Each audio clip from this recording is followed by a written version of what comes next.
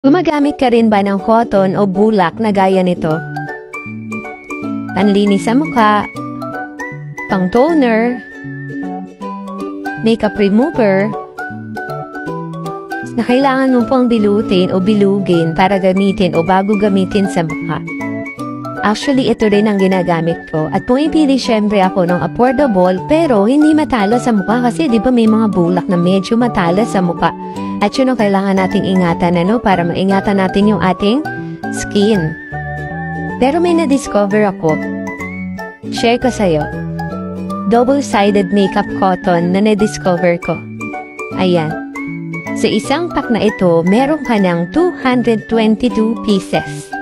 So, 74 times 3 equals 222 pieces. Oo, 222 pieces for affordable price. So, ano pang hinihintayin mo? Click the yellow basket, click mo na yung link para makabil ka or visit Petconic at Petconic Zero for more details. Thank you for watching.